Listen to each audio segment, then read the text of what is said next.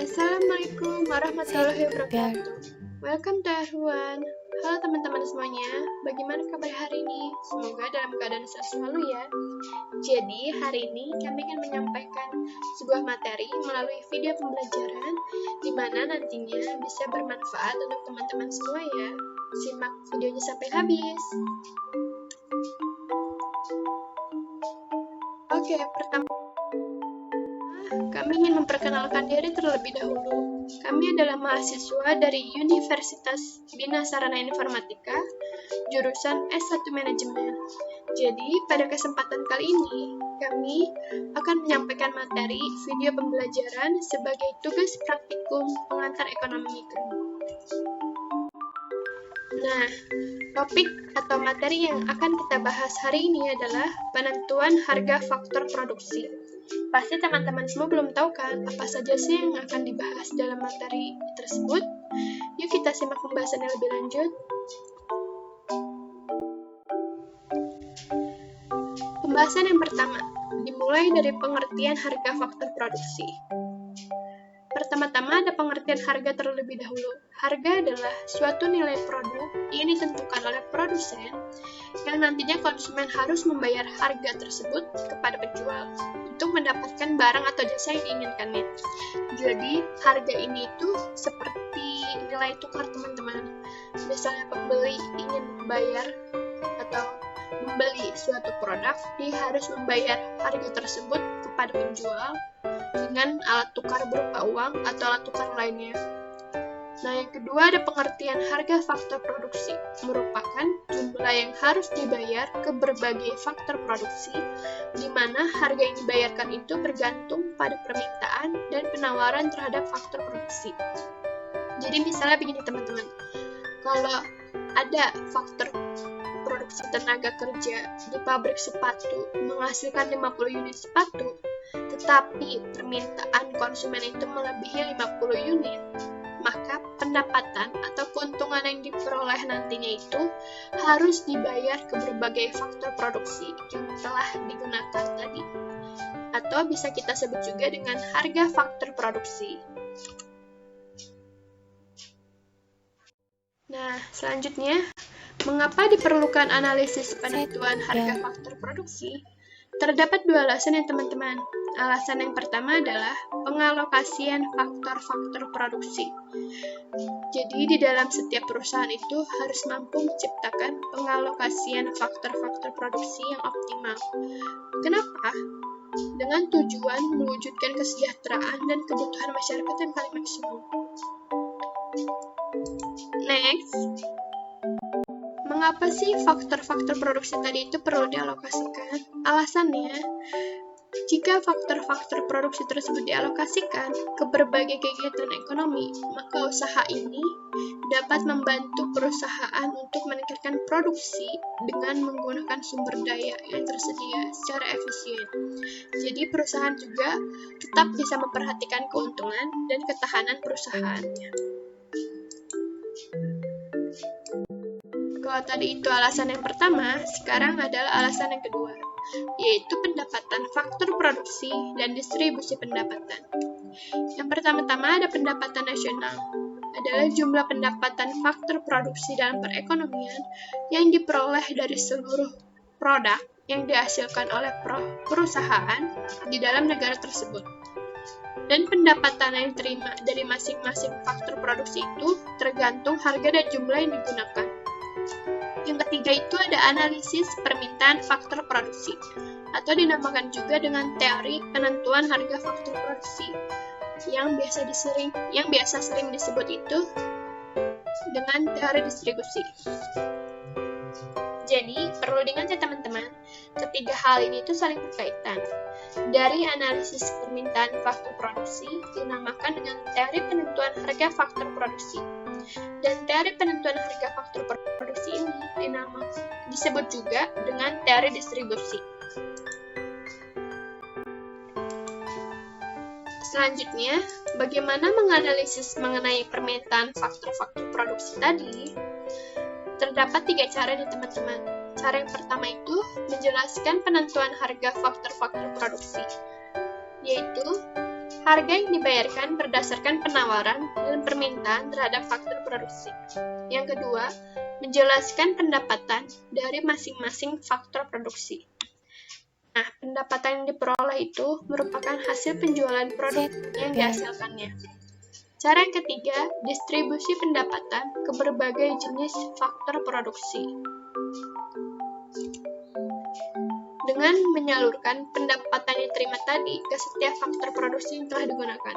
Jadi misalnya begini teman-teman, jika faktor produksi tenaga kerja itu sudah menghasilkan produk untuk dijual, maka nanti pendapatan atau keuntungan yang diperoleh dari hasil penjualan tadi itu akan disalurkan ke faktor tenaga kerja tadi. Kenapa? Karena faktor produksi itu telah digunakan dan faktor produksi tenaga kerja itu sudah menghasilkan suatu produk yang menyebabkan meningkatnya permintaan konsumen. Pembahasan selanjutnya adalah elastisitas faktor produksi. Kita bahas satu persatu ya teman-teman. Pembahasan yang pertama adalah elastisitas permintaan barang yang dihasilkan. Seperti yang telah kita ketahui, harga faktor produksi itu adalah sebagian dari biaya produksi perusahaan. Jadi, jika penurunan harga faktor produksi menyebabkan pengurangan atas biaya produksi, kemungkinan perusahaan akan mengurangi harga dari barang yang dihasilkannya. Nah, biasanya itu pengurangan harga inilah yang menyebabkan meningkatnya permintaan atas barang yang dihasilkan. Dengan demikian, semakin elastisitas permintaan terhadap barang yang dihasilkan, maka semakin elastisitas pula permintaan terhadap faktor produksi. Yang kedua ada perbandingan biaya faktor produksi dengan biaya total. Teman-teman tahu tidak? Ternyata perbandingan biaya faktor produksi ini itu mempengaruhi elastisitas permintaan terhadap faktor produksi. Mengapa demikian? Karena semakin besar biaya produksi total yang dibayarkan kepada setiap faktor produksi, semakin lebih elastis permintaan faktor produksi tersebut. Selanjutnya, ada tingkat penggantian antara faktor produksi. Biasanya nih, untuk memproduksi suatu barang, perusahaan menggunakan beberapa jenis faktor produksi. Dan untuk mencapai tingkat produksi tertentu, ada kemungkinan perusahaan mengganti suatu faktor produksi dengan faktor produksi lainnya. Nah, misalnya produksi beras, dia menggunakan beberapa cara produksi, yaitu mengurangi tenaga kerja dan menggunakan lebih banyak pupuk dan lain sebagainya. Pembahasan yang terakhir adalah tingkat penurunan produksi fisik marginal atau MPP. Mengenai produksi fisik marginal MPP dan hasil penjualan marginal MRP, kita dapat menyimpulkan apabila MPP mengalami penurunan yang sangat cepat, maka akan diikuti pula oleh penurunan MRP yang tidak kalah cepat. Begitu juga sebaliknya. Jadi, dapat dikatakan bahwa semakin cepat penurunan produksi fisik marginal, semakin tidak elastis permintaan terhadap faktor produksi yang bersangkutan. Nah, kurang lebih seperti itu teman-teman pembahasan mengenai elastisitas faktor produksi.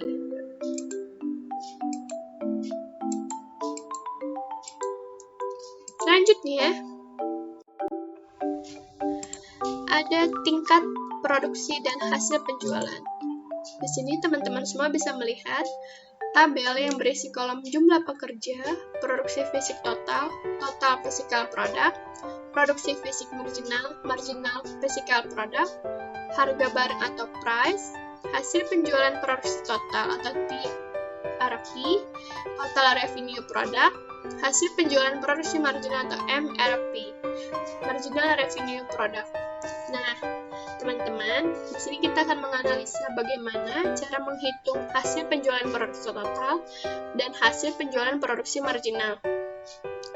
Caranya, untuk hasil penjualan produksi total ini atau TRP itu cara perhitungannya itu dengan mengalihkan produksi fisik total atau TPP dengan harga barang atau price. Sedangkan untuk perhitungan hasil penjualan produksi marginal MRP ini dilakukan dengan dua cara. Cara yang pertama yaitu dengan mengalihkan produksi fisik marginal MPP dengan harga barang atau price. Atau juga bisa digunakan dengan cara yang kedua.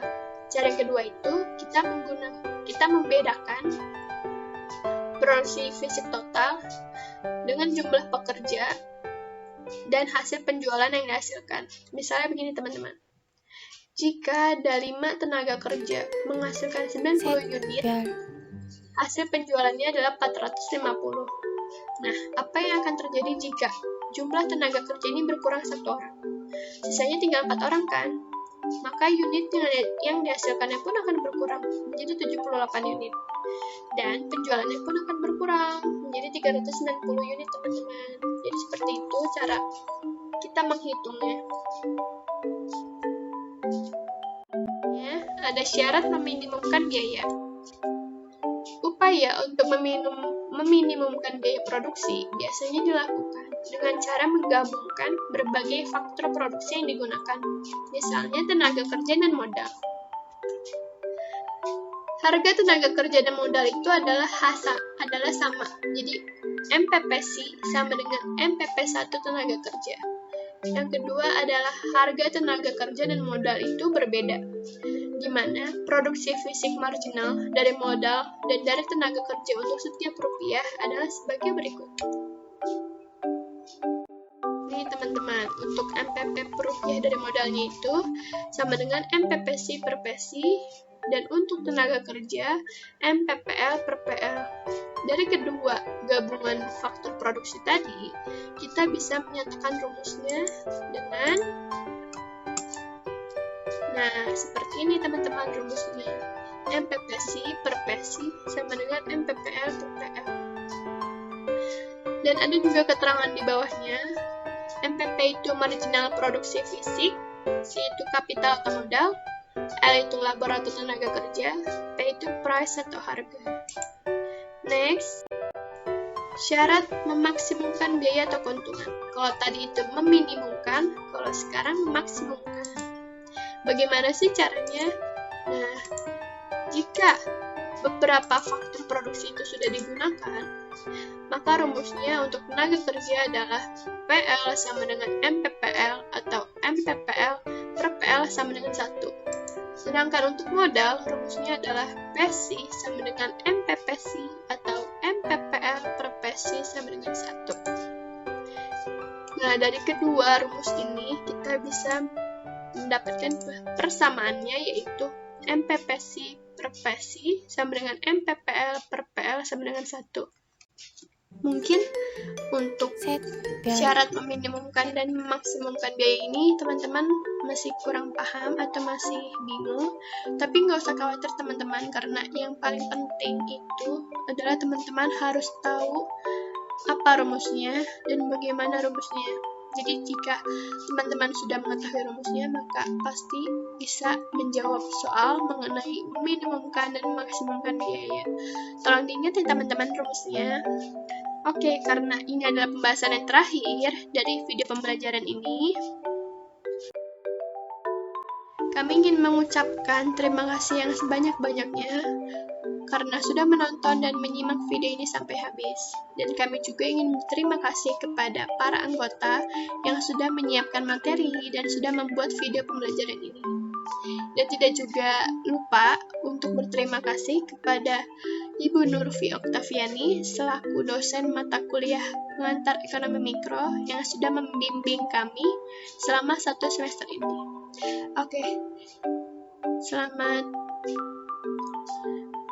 Terima kasih kepada semuanya yang sudah menonton dan video ini. Semoga kalian selalu sehat selalu dan tetap patuhi protokol kesehatan. Dan ingat teman-teman, life is beautiful if you enjoy it and be grateful. Sampai jumpa, terima kasih. Wassalamualaikum warahmatullahi wabarakatuh. Bye-bye.